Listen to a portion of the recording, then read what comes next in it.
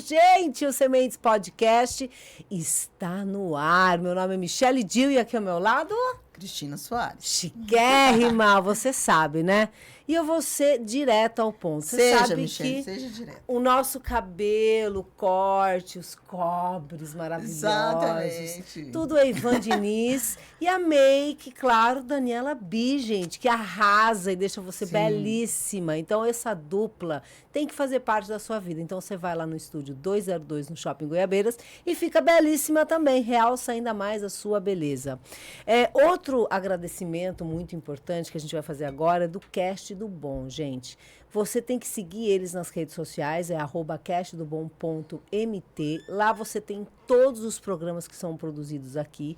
O nosso também é aqui, então você não pode perder. Você sabe que é qualidade, produção, pós-produção, tudo aqui. Então você pode fazer o seu podcast sair da ideia e se transformar em realidade, né? Sim, Michele, sim. Muito bom. Bom, o nosso entrevistado de hoje, como vocês sabem, podcasters e telespectadores, porque nós também passamos no canal 27, é histórias de vida aqui no Sementes Podcast. E nós vamos receber hoje uma pessoa muito especial, especial, né, Cris? Mesmo, maravilhoso. Especial. Eu fiquei encantada. Eu sou suspeitíssima para dizer, porque, olha, Michele... Não, gente, gente, incrível. por favor, olha o nome deste ser. Ari Albuquerque Cavalcante Júnior. Muito obrigada pela sua presença aqui. Boa tarde, bom dia, boa noite. A gente não sabe que horas que as pessoas vão ver, né? Bom dia, boa tarde, boa noite, né? Michele, Cris, é um prazer enorme entrar com vocês aqui no Sementes Podcast. Já acompanhei, já assisti alguns episódios, aliás, gaguejando aqui de tanta emoção. Não, mas fica mas tranquilo. fiquei muito feliz pelo convite e tenho certeza que tem muitas coisas legais pra gente discutir. Vamos semear na cabeça das pessoas, né? Por favor, vamos. Vamos lá. Primeira Michele, pergunta. então vamos uma pergunta filosófica. Porque assim, Ari, a gente começa com aquela básica pergunta filosófica, né? Eu vou jogar para Michele a pergunta. Vai, Michele. Quem é Ari Albuquerque Cavalcante Júnior por Ari Albuquerque Cavalcante Júnior? Até eu gaguejei. Agora tô mais tranquilo. Você tá se sentindo identificado? Tá tudo certo. Bom, essa pergunta, assistindo os outros episódios, eu sempre fico assim, caramba, né? Essa pergunta vai chegar para mim, né? E não adianta, a gente se prepara, né? E a gente sempre fica refletindo. Bom, Ari Albuquerque Cavalcante Júnior, para esse todo nome novamente, é um rapaz paulista, né? Mas com um coração baiano e que está amando Mato Grosso, principalmente Cuiabá, né? Eu sou filho da dona Railda, empregada doméstica, aposentada, e do seu Ari, que não se encontra mais nesse plano, mas que era operador de máquinas, e sempre falaram para mim da importância da educação, de como a educação ela é transformadora, e aí eu falo que eu tenho vivenciado isso no longo dos últimos anos, né, na minha caminhada. Já morei na Bahia, já morei em Mato Grosso do Sul, já morei em Alagoas, e agora estou morando em Mato Grosso, professor da UFMT, estou muito feliz. Que ótimo, Você está há quanto tempo aqui, Ari? Olha, Cris, tem 2 anos que eu tô aqui, 2 mas anos, parece né? que eu tô já há 5 anos. Eu já tô ambientado. E é intenso, porque o Ari também faz de tudo mais um pouco, hein? Eu adoro gente que faz tudo, porque a gente vem de uma geração que falam que a gente só pode ser boa numa coisa, né? E, na verdade, você pode ser boa nas quantas coisas você escolher, né? Sim. Então, assim, eu acho que é isso, né? A gente tem que se lançar ao desafio e fazer. E fazendo. Porque a gente é múltiplo, não é? A gente é diverso, a gente não é igual a ninguém. O Ari é aquele que o cuiabano vai chamar de pau rodado, né? Eu também sou pau rodado, 3 pau rodados aqui. 3 pau rodados, pelo amor de Deus. Eu até fiquei emocionada, porque é muita rodação. Muito lugar, né? Rodou mais que... Acho mais que você não, né, Michele? Não sei. Pouco, eu né? acho que Ari rodou bastante. rodou bastante. Parou que a gente para, que aí o povo tem aquele negócio, né, Ari, que a gente come a cabeça de pacu e já não fica sai daqui, pra sempre. Né? Eu acho que você vai Fica sair o pau, mais. né? Ainda não assim. comi a cabeça de pacu, Não mas... comeu, né? Tadinho de pacu, né? Tadinho. Vamos deixar o bicho. Vamos Pessoa vegetariana, então pula. Entendi. Pula o pacu. Sua infância foi em São Paulo? Foi, Cris. Foi em São Paulo. Eu nasci em São Bernardo do Campo. No ABC. Isso, no ABC. Aí, quando eu tava com 6 anos, eu fui morar no extremo leste de São Paulo, uma zona bem periférica chamada Cidade Tiradentes. A pouco mais de 1h30 de Itaquera, onde hoje tem o estádio do Corinthians, por exemplo. Sou corintiano, acho que é por isso que vale essa menção. Vale essa menção. Entendi. Né? Tudo! Vai que, né? Vai que. Corintiano roxo é E isso. fiquei lá até os 12. E aí, assim, família passou por vários problemas financeiros. E minha mãe é baiana, e meu pai era paulista. E minha mãe falou, vai passar um tempo com a família lá na Bahia. E vai aliviar economicamente aqui. E aí fui pra Bahia. Ah, você ficou seus pais ficaram em São Paulo e você foi pra Bahia? Fui pra Bahia. Ah. E, assim, foi uma fase bem complicada. Porque na época, assim, só tinha dinheiro pra uma passagem. E aí, minha mãe, assim, né? Aquela coisa toda. Até hoje eu lembro muito dessa cena, assim, icônica. Eu entrando no ônibus, minha mãe me alocando dentro do ônibus, falando com as moças do ônibus, olha, cuida do meu filho. Você tinha quantos anos? Eu tinha 12 anos, mais ou menos, 12 para 13. Menino mesmo.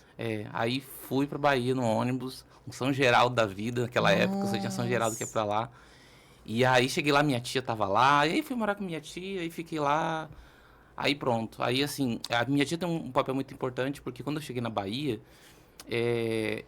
minha tia era secretária da escola. E aí minha tia era aquela que pegava no pé, sabe? Ai, gente, você sofreu. Ia pra casa, levava livro, tem que ler. Ai, ler. gente, bom, foi bom. Aí eu comecei a tomar gosto pela leitura, e aí, quando teve a oportunidade de voltar para São Paulo, eu optei por ficar no estado da Bahia, onde eu fiz a graduação, mestrado, e aí segui caminho. E doutorado, viu, gente? Só para deixar claro. Aplausos, porque não é fácil. O doutorado foi em Mato Grosso do Sul, por isso eu começo minha vida andante. Ah, tá. Foi aí que você começou. Vendi minha moto, que eu não tinha dinheiro na época. Pra fazer Mato o Grosso do doutorado. Sul. Eita, vamos fazer, né? Mas como foi esse rolê de chegar em Mato Grosso do Sul? Assim, foi bem aleatório, né, digo, porque quando eu terminei o mestrado, eu terminei o mestrado, mas não tinha ainda o que eu faria da vida, né? Aquela cena assim, o que eu vou fazer agora da minha vida? Eu tenho um diploma e um sonho. Sim. E aí a minha orientadora do doutorado, à época, participou da minha banca e falou, olha, essa pesquisa que você está fazendo e tal, que daqui a pouco a gente vai falar um pouco sobre ela, daria para você tentar, quem sabe, um doutorado. Quem sabe lá em Mato Grosso do Sul. Eu falei, mas nem sei onde fica Mato Grosso do Sul, né? Eita, tava tão acostumado com o Nordeste. Sim. E aí ela falou, não, mas vai tentar fazer, vai que. Aí um dia desse, eu cheguei em casa, conversei com meus pais, já estavam morando comigo na Bahia. Ah, eles foram pra lá. Foram. Aí eu falei, olha, a gente não tem como te ajudar, porque a gente não tem condições. Eita. Praticamente aposentando, aposentadoria no Brasil, a gente sabe como é que é. Nossa. E aí eu lembro que eu tava assim, ó, tô aqui e tal, eu olhei assim, falei, olha, eu tenho uma moto, eu tinha uma 150, já usadinha lá. Sim. Falei, vou vender essa moto, que daria o dinheiro da passagem. Eita. Aí vendi a moto, comprei a passagem, e lá na época, né, na Federal da Grande Dourados, onde eu fiz o doutorado, era por etapas. Então nada garantiria que ia até a fase final. Eita, cara. Então Nossa, fiquei uma 20 pressão, né? dias ali, Decoração assim. e aí passei em segundo. Nossa, Olha, Então que foi assim. que legal, Sufoco. gente. Aí conseguiu a bolsa. Não de início, depois eu consegui a Você bolsa. conseguiu depois. Depois eu consegui a bolsa. Eita, caramba. Mas é aquela coisa, né? A bolsa é sobrevivência, né, Ari? Não, com certeza. Porque é importante, né, valorizar as políticas públicas Sim. de permanência. Sim. Seus pais foram pra lá depois de quanto tempo, mais ou menos? Para Bahia? É. Então, minha mãe... Ai, meu sonho seria morar na Bahia, gente. Sorria você estar na Bahia. maravilhoso. Não é maravilhoso? E você não pegou o sotaque, né? Seu sotaque é bem paulista, né? Eu sou híbrido, eu falo. Ai, adoro gente Tem um híbrida. pouquinho lá de Bahia, mas é muito pouco. Às vezes eu o falo sotaque porta, às vezes eu falo porta. Não, eu sou aí terrível. vai, Você né? pegou um pouco do Mato Grosso do Sul também, né? Eu vou pra Bahia... Você pega rapidamente tô o na sotaque. Bahia. Tô na Venho Bahia. pra cá, tô aqui, né? Mas meus pais foram pra lá, já tava com 16 para 17. Ah, tá. 16 para 17 anos. Aham. Ah, Só que assim, era aquele looping, né? Minha mãe e meu pai iam e voltavam. Sim. De 6 em 6 meses. Mas minha mãe era 24 horas falando comigo. Até hoje ela é assim. Ah, Antes eu acho que de mãe é eu vir pra cá, ela terrível, já né? falou, olha, mãe, eu vou fazer uma entrevista ali, daqui a pouco eu tô voltando. Se eu desaparecer... Gente. Que Você fofa. tem irmãos? Não tenho filho único. Você é filho único. Sou filho único. Eita, e você foi com 12 anos. Gente, forte, você né? viu? É emblemática essa ida, Caramba. Foi bem... Hoje eu reflito muito mais sobre isso. Nossa, Hoje gente. bem mais, assim. É tão assim... É O difícil. que é a vida, né? Como diria o Antônio Abujamra, o que é a vida, Ai, né? por Porque, isso que assim, eu amo quanta a coisa Cris. que a Ela gente- vem com tudo, entendeu? Com conhecimento, entende? Que nem hoje a palavra perpassa. Não, Ai, Ari, pelo Só amor a de gente cada vez a Deus! gente vai aprendendo uma Porque palavrinha as coisas nova. perpassam pela intricidade da coisa. Eu assim, gente, eu que preciso falar? aprender muito. É, igual a Ana Carolina veio aqui no ano passado, temporada passada, a Ana Carolina, E a gente tava falando sobre letramento racial e tinha palavra que a gente falava e depois não podia falar. Na Carolina já, não, isso aqui você não fala mais. Nunca mais, eu nunca mais falei, Daqui você entendeu? não fala mais, não tá bom. Qual que era a palavra? Elucidar, né? Esclarecer, né? Esclarecer. E que eu ainda Elucidar fiquei a palavra teimando, você certa. vai esclarecer, tem esclarecer. Ela, não fale, fala elucidar. Eu falei, então vamos Então falar ficou elucidar. para sempre elucidar. E aí... E é isso aí. Não, é muito interessante. Mas e aí, como que você chega na ditadura? Por que a pesquisa sobre Não, ditadura militar? antes de você falar disso, vamos fazer a propaganda. Olha que coisa mais linda, As gente. Dinas do Araguaia. E vamos fazer outra propaganda dentro dessa propaganda, né, Michele? Que nós somos as primeiras a tocar no livro físico. Verdade. Aí, ó, tá vendo? Ai, que Aí, ó. sucesso. Tinha que trazer essa moral pra cá, né? Ai, Tem que trazer. gente. Obrigada, trazer. obrigada. Olha que delícia. E vai ser o lançamento, viu, gente, dia 5 de dezembro. Ele vai dar os detalhes daqui a pouco. Mas, assim, é muito bacana. E eu quero que você responda a pergunta da Cris. Por que a ditadura? Por quê? Como se chegou na ditadura militar? Antes disso, deixa eu presentear o podcast. Ai, Já está com a dedicatória, inclusive, para o podcast. Ai, que tá? Ai, coisa linda, adoro! gente. E para as pessoas que A gente forem, agradece. inclusive, elas vão receber junto com o livro os adesivos do grupo de pesquisa que eu coordeno. Ai, que legal. que Então já legal. deixo aqui para vocês, tá? Ai, obrigada. Ai, obrigada. Namastê. Posso levar lá pra casa primeiro? Pode, amiga, eu deixo. Depois você me empresta para Eu eu te dar uma empresto, olhada, Michele, porque eu te eu empresto. acho muito interessante, sabe? A gente entender a nossa história, de onde a gente vem, e a gente só entende, acho que de forma mais contundente, quando a gente pega uma pesquisa como a sua, Sim. que destrincha a coisa e pega personagens reais. Aí a gente consegue realmente mensurar a história dessas pessoas e, de repente, aprender, né? De repente, não. Por favor, vamos aprender alguma coisa do que já aconteceu, para a gente não repetir. Eu acho que o problema da repetição é porque a gente insiste no erro. As coisas todas já aconteceram, né? Guerras, inúmeras Sim. guerras, e a gente continua vendo as pessoas se degladiarem, né? E a gente precisa aprender com isso, né? Com E certeza. antes do Ari responder a pergunta, é interessante porque a gente passa, né? A gente vem de um período que... De muito, assim, de muita coisa, de muita notícia falsa, de muita fala errada, de história sendo contada de forma errada. Negacionismos, sobre... né? Negacionismo, essa palavra que eu tentei lembrar. Negacionismo sobre a questão da ditadura. Sim. E assim, e aí eu quero que você responda essa pergunta, como você chegou a essa pesquisa da ditadura, quanto tempo faz isso, né? E como você chegou? Vou pesquisar sobre ditadura militar, qual que foi o start? O start, exatamente. Qual foi o gatilho? Essa é uma pergunta que geralmente me fazem mesmo. Assim, quando eu entro quando eu estava terminando o ensino médio, eu comecei a organizar o Grêmio Estudantil da minha escola. Olha, Aí a gente tinha um jornal lá, Que e aí eu legal. consegui um acordo com um sindicato, sei lá das quantas, que ajudava, assim, coisas da época. Mas ali eu já me via ligado a uma discussão sobre a importância de pensar politicamente espaços. sim. E aí, quando eu entrei na graduação, isso acho que pouca gente sabe, Cris. Quando eu entrei na graduação, a primeira perspectiva de pesquisa que eu tinha era trabalhar com história da África. Só que como eu gostava muito de ditadura, de movimento estudantil, eu acabei declinando. Mas, olha, eu estava na Bahia. Outra palavra, declinar. Declinando, Sabe que a adoro. Michelle é mexicana, né? Ah, Ela fala é? bem Mexicana. desse jeito, Caramba! mas ela veio já... Que legal. Às vezes tem alguns Adolescente. erros aí, mas, gente, vocês me desculpam. Você não erra, Michelle, nunca errou. Ah, mas às Olha. vezes a gente desliza. Pode continuar. Todo mundo contando sua história de vida aqui hoje, né? Sim. É legal. E aí eu acabei pensando na época em trabalhar como é que a África ela é retratada nas músicas de axé da Bahia. Que legal. Você tem lá Margareth Menezes com a música do Vou Faraó. escrever aqui, vou roubar Pega essa essa ideia, ideia ó, gente, aí. vamos roubar essa ideia. Aí eu tava lá, assim, tentado em trabalhar com ditadura militar, que é uma coisa que eu gostava, ou trabalhar com história da África, também é uma coisa que eu gostava com música, eu também gosto de música. Que legal. E aí eu fui fazer um intercâmbio na Federal de São Paulo, em 2000 e alguma coisa, não lembro, 2012. E aí quando eu cheguei lá, tava tendo um grande evento sobre ditadura. E aí eu falei, nossa, eu acho que é um sinal, né? Que Das legal. deusas e dos deuses. tudo. E aí fui me reaproximando. Quando eu voltei, eu falei, professor, não vou continuar com a história da África. Gosto da discussão, mas eu vou partir para a ditadura militar. E aí entra o segundo problema, né? Para quem trabalha com história, a gente tem um tema, mas a gente precisa definir objeto e Sim, tal. difícil, né? E aí, assim, uma coisa que eu quando eu comecei a dar aula muito cedo, voluntário, em escolas, do lado do estado da Bahia, era o silenciamento feminino nos livros didáticos. Sim. Então, até faço, então, eu sempre falo assim, né? Eu faço um desafio para as pessoas que nos assistem aqui, que nos ouvem, de procurar no livro didático do seu filho, da sua filha, do seu sobrinho, enfim, quantas imagens femininas estão no livro, Sim. né? E se essas mulheres são brasileiras, porque Sim. também tem uma outra questão, né? Você já vê muito mais europeia. E aí como eu gostava de trabalhar com ditadura militar, eu comecei a me pesquisar a presença feminina nos livros didáticos.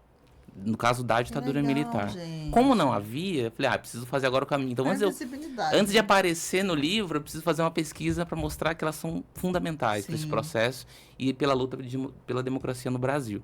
E aí eu comecei a minha pesquisa. Aí começou a graduação, depois mestrado e doutorado. Então, tá desde a graduação. Lá se vão que eu terminei a graduação eu entrei em 2009.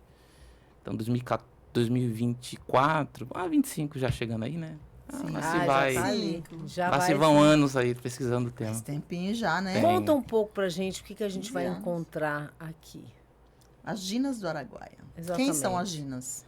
As Ginas do Araguaia, ela é o livro ele é resultado da minha tese de doutorado, né, defendido lá na Federal da Grande Dourados. E ela versa sobre a trajetória de duas mulheres, né, duas baianas, não apenas porque eu estava no estado da Bahia também, mas porque quando eu estava terminando o mestrado, eu comecei a pesquisar uma das Ginas. Então, quem tiver acesso ao livro, depois vai estar disponível por PDF gratuitamente. Aqui a gente tem a Dina Elza e a Dinalva, né? Na minha graduação, aliás, no meu mestrado, que inclusive também se transformou em livro, depois eu trago para vocês, que é 3 Mulheres e uma História de Luta pela Democracia e pela Liberdade. Não, tudo dele assim, é perfeito. Né, gente? E aí eu trabalhei a trajetória dela de forma muito breve, pensando muito mais na irmã dela e como foi o luto da família. E aí quando eu comecei a terminar a pesquisa, começou a aparecer muitos elementos dela. E aí eu falei, olha, acho que eu vou levar para frente. Minha orientadora do doutorado depois, que estava na minha banca, ela falou, olha, essas mulheres aí dão uma ótima pesquisa pensando nas guerrilheiras. Eu falei, será, né? Aí você só quer terminar o mestrado? Eu quero férias. Quero férias. Até parece, né? Depois de tudo que eu já contei. E aí foi quando eu cheguei na Dina Elza. Mas eu ficava pensando assim, poxa, mas eu queria trabalhar com mais mulheres. Sim. E aí eu falei assim, por que não trabalhar as baianas? Legal. Na guerrilha, né? A guerrilha do Araguaia, que foi um movimento de luta armada no norte do Brasil. E que há poucos estudos que tratem das mulheres. E aí foi quando eu cheguei na Dina Elza e na Dinalva. A Dina Elza Santana Coqueiro e a Dinalva Oliveira. As duas foram militantes. Irmãs, né? Não eram irmãs. Irmãs. E que, por incrível que pareça, na pesquisa elas não chegaram a se encontrar. Você conseguiu encontrar a família das duas? Consegui encontrar a família das duas. Como você chegou até a família? A minha orientadora do mestrado falava que eu era ratinho de arquivo. E eu sempre vou cavando, né, as coisas, vou tentando fazer contato. A da Dina Elza, a irmã dela, Diva Santana, é uma pessoa muito influente, muito importante na luta por reparação e de mortos desaparecidos políticos. E eu contando com ela sobre a minha proposta, um tanto quanto audaciosa de escrever as trajetórias, a princípio só políticas, Sim. Ela falou, olha, eu posso tentar ver se eu consigo o contato da família da Dina Alva. E aí foi quando eu consegui acessar o irmão. Que legal. Que tudo. Aí o irmão topou conversar comigo, então o livro tem entrevistas com as famílias. Que legal. E foi me dando caminhos para que eu pudesse construir essa linha das trajetórias delas. Que legal. Eu vi uma parte, né? Porque eu tô lendo ele em PDF agora. Que eu vou levar primeiro, vou ler ele impresso. E aí tem uma parte, assim,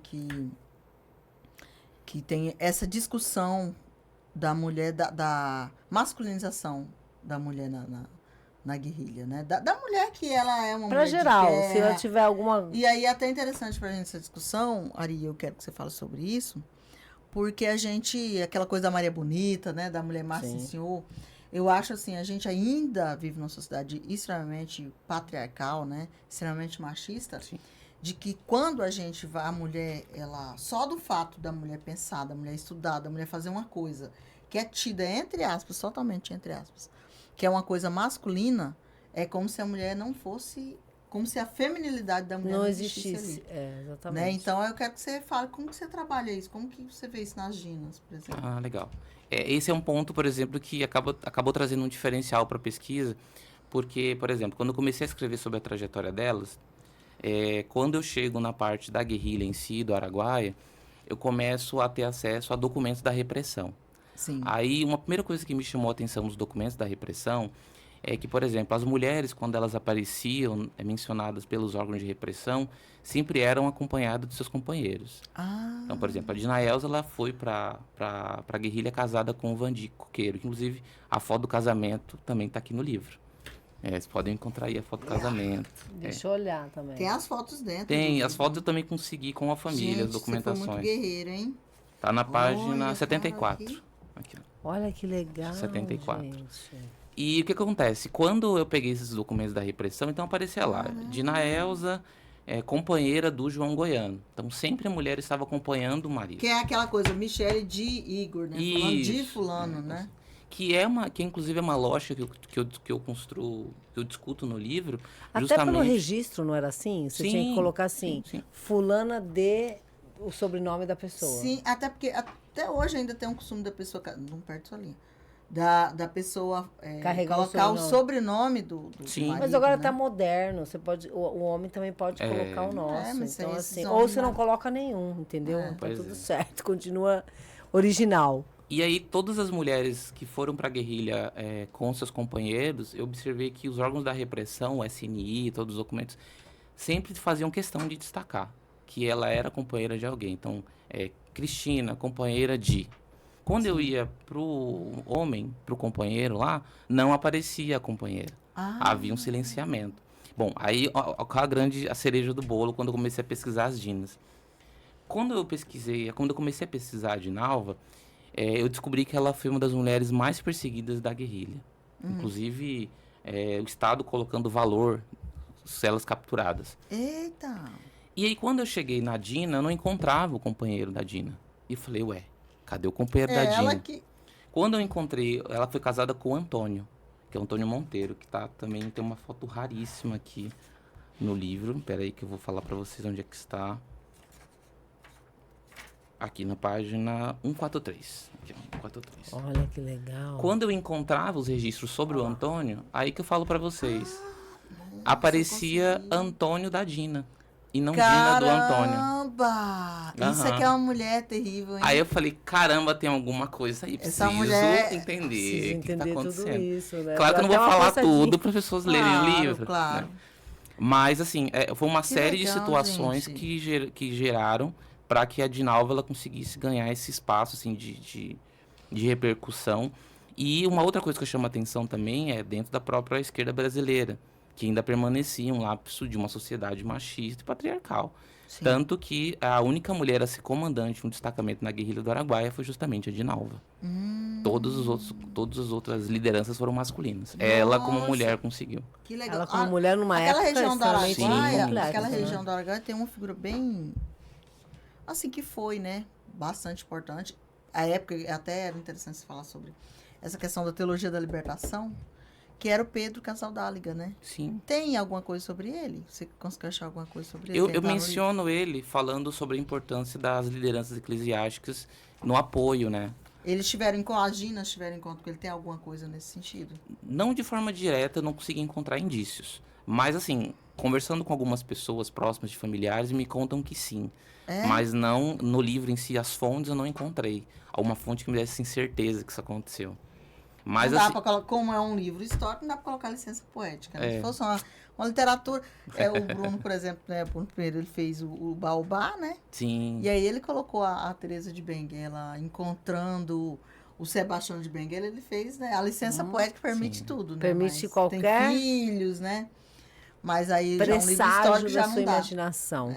Mas é interessante, por exemplo, não só apenas o contato com as lideranças eclesiásticas, mas aí na construção do livro, eu não queria partir apenas da questão da família. Aí o que eu fiz? Eu busquei o contato com uma guerrilheira que estava viva ainda, que é a Crimeia Schmidt. Eu fui até São Paulo visitá-la, entrevistá-la, o olhar de uma mulher que estava na guerrilha, e fui entrevistar o José Genuíno Neto. Eita, que foi um caramba. guerrilheiro sobrevivente também do Araguaia. Sim. E ele militou com elas. Então, para Sério? entender Não como era o sabia. cotidiano com elas no dia a dia. Inclusive E tá o no livro cotidiano também. tá aqui. Tá no livro. Ah, As entrevistas. gente, aí eu pergunto pra vocês vão perder, gente, o lançamento deste livro. Tô passada. Qual que é o valor de lançamento do livro? 55. 55 aí, ó, gente. Tá de graça, né? Tá muito barato para um lançamento de livro. Não, e pelo conteúdo, Pelo né? conteúdo, Que é um e a absurdo. capa tá bonita. E essas fotos, como você conseguiu essas fotos?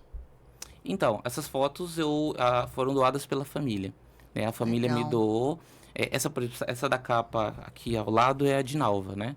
E essa é uma foto raríssima. Essa aqui? Isso, é uma foto raríssima que a família me doou da carteirinha de estudante dela. E tem ela Aham. aqui no página 80 e alguma coisa, parece. Eu achei. Eu ia até falar, quando você estava falando dessa foto, por exemplo, ela é bem emblemática, aqui, ó, tá na página 118. Ah, Ela é bem emblemática, Muito sabe por quê, linda. Cris e Michele? Porque ela formou em geologia e a Dinaelza formou em geografia. E aí, quando eu estava conversando com o Genuíno, ele falou, Ari, você sabe de uma história que quando a Dinalva chega lá na guerrilha junto com seu companheiro, o Antônio Monteiro, eles desenvolvem todo o mapa da região. Eu falei, mas como assim? Ele falava assim, ela era uma geóloga danada, assim, tipo, ela ouvia e falava assim, olha, pra cá deve ter um rio, pra cá tem Eita, árvores. caramba. Ela tinha E essa aí, percepção, né? E ela, como geóloga, ela desenvolveu o mapa. E aí, segundo o Genuíno, todos os guerrilheiros e guerrilheiras de lá tinham esse mapa feito por ela e pelo companheiro. Ai, Cara, que Então, isso maravilha. fala muito sobre, né, sobre tem a importância delas. Você tem, assim, sabe, quantos que passaram pelo Araguaia, assim, de guerrilheiros? Quantos tiveram no total? Ao todo foram 69 militantes, sendo 16 mulheres. 16 mulheres. Olha. Bastante mulheres pra época, né? Bastante. Pra não ser falado, né? Aí a gente vê a Pra ser invisibilidade feminina. isso, né? agora transpondo isso para a realidade que a gente vivencia hoje, né? Uhum. Por exemplo, nós somos aqui o segundo lugar em número de feminicídios. A violência é uma coisa assustadora. Assim, não só nos silenciam, mas nos matam, nos torturam. Existem inúmeras maneiras da gente praticar violência contra a mulher. No final é a morte. Então, deixar bem claro isso para você que está vivendo um relacionamento abusivo. Sim. É a morte, não tem outro jeito. A gente viu, inclusive, recentemente, um caso que demorou 2 anos para ter uma resolução, sendo que era óbvio, né? Era tipo algo muito óbvio e demoraram 2 anos para entenderem que foi o cara que jogou a mulher pela janela. Ah, sim. Assisti Né? também. Assistindo. Foi algo que me marcou, assim, que eu falei, gente, como assim não pegaram as Terrível. imagens? Isso já foi machista e pressupor que o cara não tinha nada a ver, não pegaram nem as imagens no primeiro momento, né? Então foi algo muito... Mas como que você vê essa realidade conforme você já retratou aqui? Como você vê a nossa atualidade? A gente, infelizmente, o nosso país, ele tem um problema terrível, né? Que é a questão do feminicídio. A gente tem um impacto... Aqui, quando eu cheguei no estado de Mato Grosso, eu fiquei muito assustado, né? Com a realidade do estado de Mato Grosso. Não foge muito de outros estados, por exemplo, o Nordeste, por exemplo, tem uma Sim. cultura machista, assim, que Enraizada, impera, né? aquela coisa que opõe o cabra macho, que Sim. precisa, sabe? É uma coisa terrível, que eu até falo muitas vezes em aula, né? Falo, olha, quantos avós nossos não foram extremamente machistas com as nossas avós? Por uma questão que eles carregam de aspectos culturais, assim, tenebrosos, de um passado. Assim, eu vejo com preocupação, sabe, Michele e Cris? Mas eu também vejo que é uma luta de todas e de todos nós. Eu acho que a gente precisa, né, combater isso. E acho que a melhor forma de combater isso é combatendo a impunidade. A gente ainda Que o que vive numa mais deixa realidade a gente muito revoltado impune. é isso, né? Porque a pessoa vai lá, denuncia e não tem... E acaba corroborando para esses novos acontecimentos. E essa naturalização, acho que a gente vive uma naturalização de violência, né? Sim. E é tão interessante quando a gente faz paralelo com esse momento de guerrilha, de ditadura, é muito assustador as pessoas colocarem como se fosse muito natural a violência que existiu, como se não tivesse existido a violência que existiu. Então, quero que você fale pra gente um pouco, Ari, o que as pessoas não sabem, o que as pessoas estão falando sobre ditadura, que é uma coisa assim, meio por fora, o que as pessoas têm que saber sobre a ditadura hoje? Uhum. Eu pegar o gancho do que eu acabei de falar para Michele, né? Eu acho que assim, a gente retoma ainda uma discussão sobre, não teve ditadura, não foi tão dura assim, foi... Pra quem, né? É, Eu me questiono que pra quem? isso, e ainda tem uma questão, né? Por quê? Porque faltou impunidade, faltou a punição. Sim. A torturadores, a repressores, a todo esse Estado repressivo brasileiro. Quantas famílias até hoje estão sem os corpos dos seus entes queridos? E o Estado, ele reconheceu em algumas cortes interamericanas, como em 95, mas essas famílias não têm esse retorno dos seus entes queridos de volta. Então, a falta de essa impunidade, eu acho que segue até hoje, é uma que eu sempre falo, nos coloca ainda sob escombros da repressão. Sim. A gente ainda vive sob escombros de uma ditadura militar que passou, talvez, no seu período cronológico, mas nos seus resquícios, não. Ainda ficou, Isso. né? E o impacto a gente acompanhou nos últimos anos. Sim. O crescimento cada vez maior de pessoas que negaram a ditadura, que falaram, a gente via chefes de poderes falando que não houve ditadura, ou elevando torturadores a heróis nacionais. Sim. Então, isso é um impacto muito grande, que aí vai numa outra linha, que é a própria educação, onde a gente vai ver estudantes cada vez mais tendo alcance, né, a mídias, e essas mídias muitas vezes, sim, os jovens acabam assistindo sem muito filtro, e aí levam isso, e a gente tem que, enquanto professores de história, professores de história, tem que lidar com esses negacionismos em sala de aula. essa ideia, né? Tem um canal, inclusive, que chama Brasil Paralelo, que ele é complicado, ele é assim, um canal que pra gente, quanto historiador, eu estou citando o nome porque eu entendo como professor de história, como historiador, que é um desserviço que a gente tem. Porque ele vem negar a maioria das coisas, ele é totalmente negacionista. Ele nega a escravidão, ele coloca, por exemplo, que a escravidão foi positiva, que civilizou o povo no continente africano. Ele vem negar a ditadura, vem colocar que foi uma coisa positiva. Então, assim, a gente foi muito bombardeado nesses últimos anos, não a nível só de Brasil, mas a nível de mundo, com muito negacionismo, com muita mentira mesmo, com a história contada. Eu lembro de uma vez, eu fui assim, quando eu estava fazendo a pesquisa do mestrado até, e aí eu falei, vou dar uma olhada aqui, vamos ver o que tem aqui, né? E era o Lobão, que se conhece, um cantor, né, tal, falando, se colocando como se ele fosse um grande conhecedor da história, sem nunca ter pesquisado nada, sem nunca ter estudado história nem nada, falando sobre a escravidão. Então eu falei, caramba, né? Então, assim, a gente hoje, e por isso que eu fiz essa pergunta para a Ari, porque o Sementes, ele tem essa intenção mesmo de semear, de trazer um conhecimento, sabe? Para as pessoas. Eu acho assim, o que a gente incentiva? Procure uma pessoa que é um historiador mesmo, uma historiadora, vai pesquisar em fontes, assim, que são fontes confiáveis, né? Então, muito cuidado, essa falta de filtro é muito perigosa. Vai lá no lançamento do livro, compra um livro. Compra um livro como esse, que é fruto de pesquisa mesmo, como disse o Ari, é fruto de pessoa que vai lá como que fala, no arquivo, né, que pesquisa, que vai lá entrevista a família. Então, assim, é um trabalhão, né, Ari, para chegar aqui, né? E aproveitar isso que você falou importante para parabenizar você e a Michele, porque, assim, quando a gente vai, falar num espaço público para as pessoas, do nosso cotidiano, como é importante a gente falar o trabalho que se faz numa universidade e o que é a ciência histórica, né? Porque muitas vezes, e pegando essas narrativas que você falou, a gente viu como nos últimos anos houve não apenas um negacionismo, mas uma deturpação daquilo que é feito dentro de uma universidade. Sim. E aí eu vejo muitas pessoas que falaram, olha, meu sonho era entrar na universidade, mas agora eu já estou repensando. E falo, mas a universidade é pública, a universidade é de todas e de todos nós. Que a gente precisa, né? E acho assim, para a construção desse livro, gente, quando eu fui construir, quando eu fui pensar a publicação, eu olhei se todas as fontes estavam no lugar certo, todas as discussões estavam corretas, porque eu não posso simplesmente colocar a minha opinião. Eu tenho que fazer meu trabalho em base naquilo dos argumentos, metodologia científica. Sim. Então, acho que é importante esse espaço que vocês nos dão para poder falar sobre isso. Então, já deixo aqui meu agradecimento público para vocês pela importância do podcast nesse sentido também. Agora, a gente que agradece. A gente agradece imensamente. Até porque, amiga, assim, você não está deixando eu falar hoje. Ai, Michele, tá terrível hoje. Pode falar, Michele, tá terrível, cara. Vez. Deixa eu falar, agora já perdi até o fio da meada aqui. Mas assim, já perdi, tá vendo? Agora, vai lembrando, Michele. Não vou lembrar agora. Vai lembrar, vai chegar esse momento. Não vou lembrar, tô brava. Não vou lembrar. Olha, Michele, Michele brava é um caso sério, gente. Mas você brava, você fica em silêncio, Michele. Eu fico em silêncio, eu tô Se silêncio. ela tá falando é porque ela não tá brava. Mas não. enquanto você vai pensando, eu vou só a resposta da Cris, que às vezes eu esqueço de responder. Então vai. Por exemplo, você falou o que a gente não pode deixar de falar da ditadura. Sim. Por exemplo, vou pegar o exemplo do novembro da consciência negra. Sim. A ditadura militar, ela proibia, por exemplo, discussões de aspectos raciais. Porque ela vendia uma ideia de que nós vivíamos numa plena democracia racial. Então, a partir do AI-5, discutir aspectos raciais era considerado crime de segurança nacional.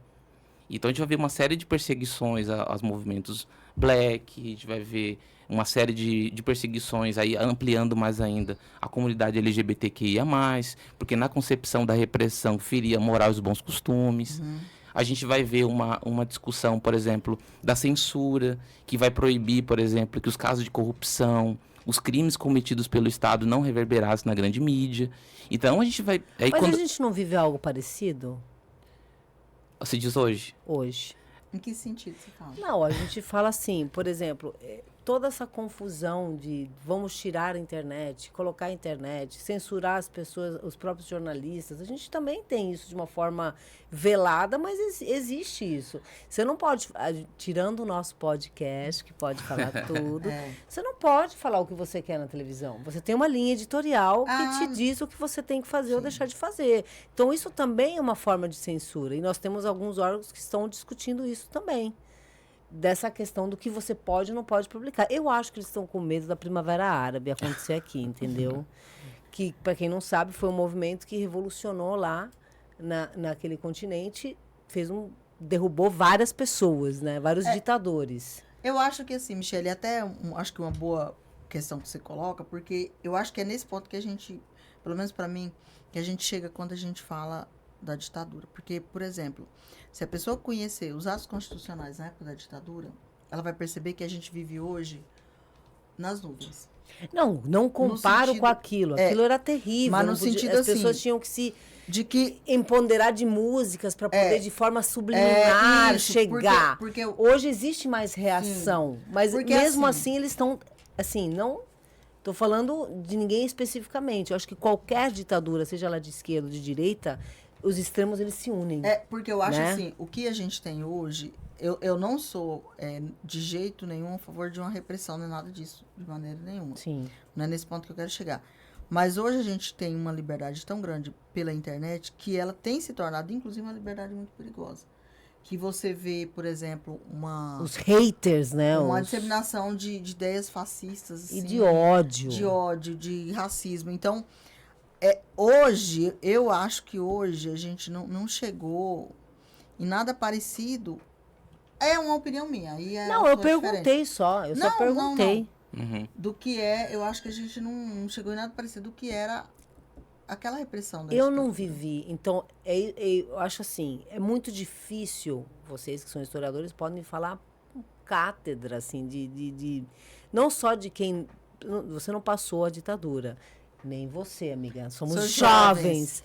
Mas, assim, vocês estudaram muito. Então, dá muito mais propriedade. Eu não vivenciei. Eu conheço muita gente de um lado e do outro. Tem gente que, infelizmente, pedia a ditadura há alguns anos atrás. Eu olhava assim e falava, gente... e se defendia da que forma que ela argumentava? Não, gente, não tinha criminalidade. Você podia andar na rua. Eu olhava aquilo e falava assim, gente, eu não vivia aquilo. Exatamente. Eu vivia aquilo e falava assim, gente, não é possível que alguém possa defender esse tipo de prática, porque a partir do momento que você tortura pessoas, persegue pessoas, tem todas essas horroroso. É tão nojento que não dá para você entender como que alguém pode ter esse recorte da realidade, porque não é a realidade, é um recorte, né? A pessoa, sei lá, pega o que interessa e fala que aquilo é ótimo, e não é ótimo. A gente sabe que muita gente morreu, que muita gente foi torturada, que muita gente, para ter aquela pseudo-segurança, quantas pessoas não foram violentadas, sabe? Então, assim, não é defendendo não, mas eu acho que ainda existem resquícios hoje de uma forma ou de outra. As pessoas têm isso, que nem você disse, estão enraizadas. Em alguns lugares mais, outros lugares menos. Eu não acredito que a gente seja censurado. Até porque a gente pode falar o que a gente quer no podcast, até hoje, Mas né? isso que você falou de ter uma coisa na TV, por exemplo, né? Tem um editorial ali, né? Tem Nem um tudo pode ser editorial. falado. Nem tudo pode ser falado. Eu trabalhei Sim, concordo. em TVs que eram religiosas e você não podia noticiar, por exemplo, que o Papa chegou, vamos Sim. supor. Ou que É uma forma de sei lá, Sim, sim. censura. tô dando um exemplo, tá? Enfim. Mas aí faz Mas- sentido o que você falou, porque também, por exemplo, se a TV É um meio ela de é do comunicação governo, social. aí vai aparecer o que acontecia na ditadura. Se a TV, por exemplo, ela é paga pelo governo, aí ela vai defender o governo. É o que Sim. aconteceu na ditadura.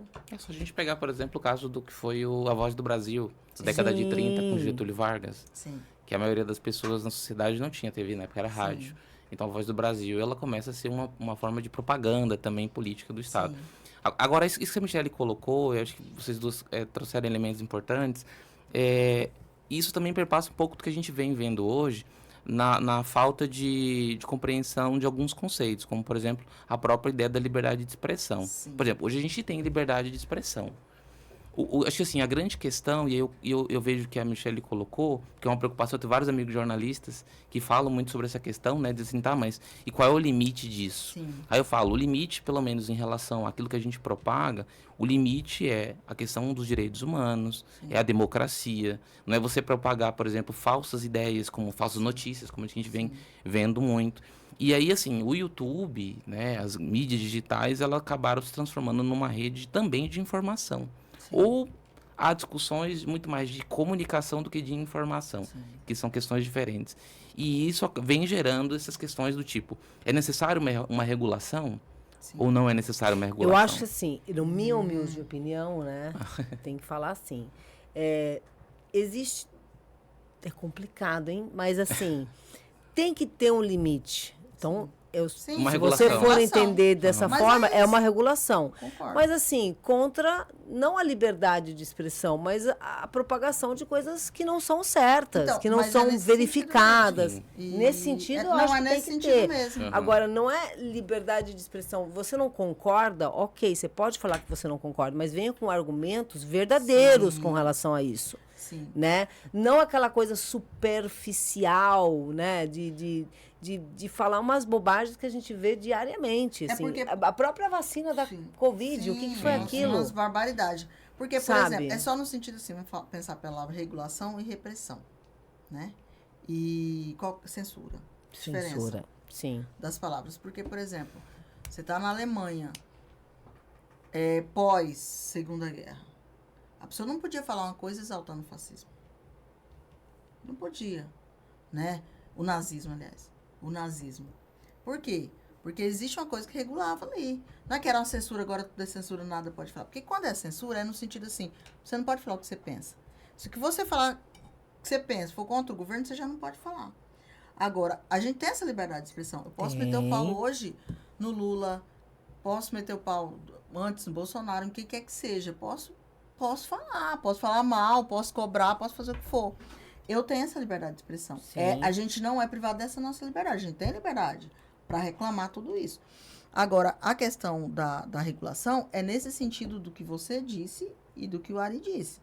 Que é assim, o que a pessoa está falando? O limite. Porque a pessoa não pode chegar em você, Michele, e ela falar uma coisa que for totalmente xenofóbica, por exemplo. Ela não pode chegar lá na sua rede social e fazer uma crítica, assim, sabe?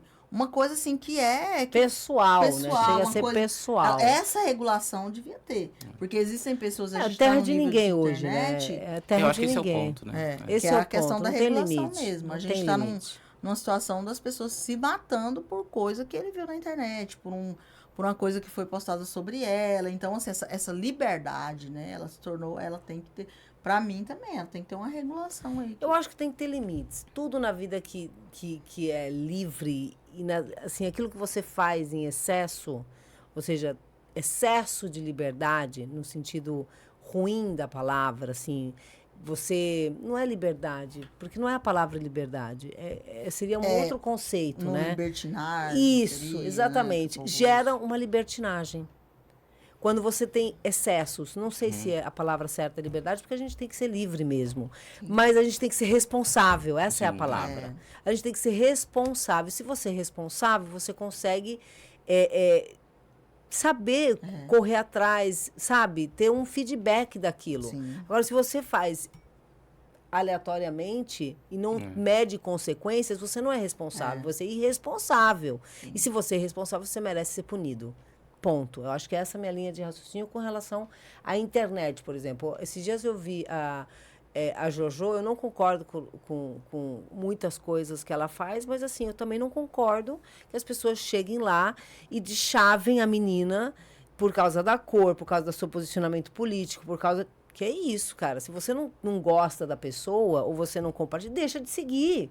É simples assim, você não precisa destilar ódio para a pessoa. E eu acho que isso teria que ser punido. Hoje ela pegou todos os prints racistas, tudo que você imaginar que estava lá, mais de 50 comentários. Porque o problema é esse. Se eu não concordo com o Ari vai lançar esse livro. Eu não concordo com o Ari lançar esse livro. Aí eu chego lá na rede social dele e vou fazer uma crítica muito pessoal a ele, ao caráter dele, que não tem nada a ver com nada. Então, se a gente isso é injúria, né? Injúria. Aí começa aquela questão, né? Fã ou hater? Fã ou hater. Que essa galera jovem aí fala, isso, né? Bem isso. E aí uma outra questão que eu tenho que só... Porque nosso tempo já está Já era. Ari, por que a pessoa tem que ler esse livro? Por que você indicaria As Dinas do Araguaia para alguém? Pô, pergunta profunda, né? Lógico. Tá aí, eu nunca pensei nisso.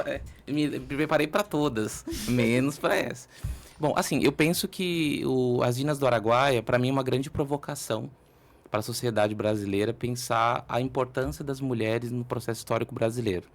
Não apenas relacionadas à questão da ditadura militar, mas acho que de todos os períodos históricos que a gente vivenciou.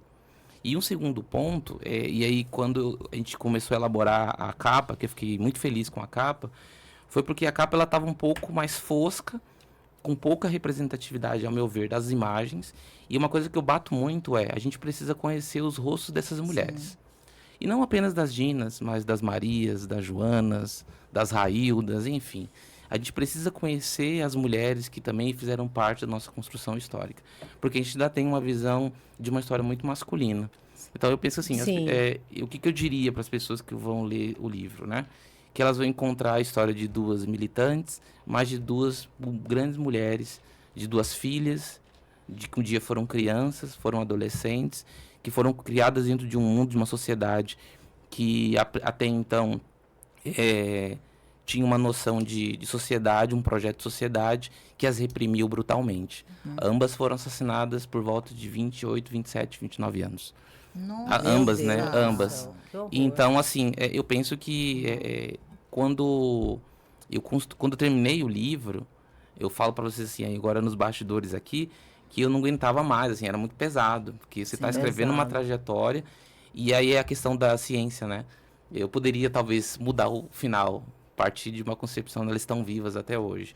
E não estão, né? Então, o fim, ele acaba sendo esse. Então, assim, eu diria para as pessoas, assim, leiam As Dinas do Araguaia para conhecer a trajetória de duas mulheres baianas que fizeram parte do movimento chamado Guerrilha do Araguaia, mas também que as pessoas se provoquem a pensar onde estão as outras mulheres na história nacional. Acho que esse é um ponto. É terrível, né? A gente foi silenciada a vida inteira. Quando eu falo que a gente ainda está nesse mundo horrível, é quando a gente ainda vê atitudes racistas, quando a gente ainda vê que a mulher é tão ou mais do que o cara, mas ela recebe menos. Sim. Então, assim, tudo bem, é a mesma coisa você falar que as cotas é errado, entendeu? Quando existe uma reparação histórica, entende? Então, assim, existe muito ainda a ser corrigido, Esse né? é um ponto e que, não inclusive, repetir. você falou, Michele, esse é um ponto que eu levanto aqui no livro. Quando eu faço um levantamento sobre partidos políticos e o fato de quase nenhuma mulher ter sido liderança desses partidos políticos, quando a maioria tinha uma formação e de nível muito maior do que muitos homens estavam na militância. Ai, é péssimo. Vamos fazer triste, o show? Enfim, né? Tá aqui. Vamos! Pra fechar com chave de ouro. Nosso quadro, que show da Xuxa é esse? Ari? Ah, é? Eita, esse eu não vi. Adoro! Ai, bom. tá vendo? Vamos lá, vamos falar uma palavra. Você Ai, sabe meu desse Deus. quadro que ela fazia, né? Eu lembro. Então, maravilhoso. Ai, A gente meu roubou Deus. pra nós. Tá. E aí é o seguinte, signo. Capricórnio. Adoro. Cor. Preto. Propósito. Ser feliz. Amor. Tudo. Talento. Ser professor. Adoro. Conceito. Caramba. Palavrinha. Conceito. Ai, meu Deus. Felicidade. Adoro. Preconceito. Preconceito. Fascismo. Tá certo. Adoro. Show de bola, você Ai, passou! show! Você vai entrar no Aplausos! show. Mas é isso, né? É isso. Ari, assim, a gente fica muito feliz pela sua presença, né? Super, Michele. Jesus E o amado. Ari é maravilhoso. Quanta coisa que o Ari faz. Chegou aqui há 2 anos para estar 10. Não. Porque já fez Olha uma só. grande diferença na Na universidade, vida, né? Porque assim, a gente vai enegrecendo os espaços da universidade, né? E isso é muito, muito maravilhoso, né? Então, assim, Aí, Ari, como que as pessoas fazem... Primeiro que vão no lançamento, né? Mas quem, por exemplo, Onde tá em vai outra ser o lançamento? cidade... Em que lugar vai ser o lançamento? Tá. O livro ele vai ser lançado na Faculdade de Economia, lá da UFMT, né? Ali pelo Três Américas, você tem acesso. A partir de que horas? A partir das 19 horas, no dia 5, quinta-feira que vem. Ai, facinho, né? Então, gente. tá todo mundo Essa convidado. quinta-feira tá acontecendo agora, no momento que o programa tá indo pro ar. Exato, exatamente. Já tem o livro também na Amazon. Tá disponível na Amazon, mas na Amazon você compra por um valor, comigo por um outro Claro, valor. muito que bem. E ó, Adoro. tem uma questão aqui que eu não falei pra ninguém, vou falar agora, pra tá? nós. Pelo papo. Uma das fontes que eu utilizo no livro são cartas. E muitas das Dinas mandavam cartas para seus entes queridos.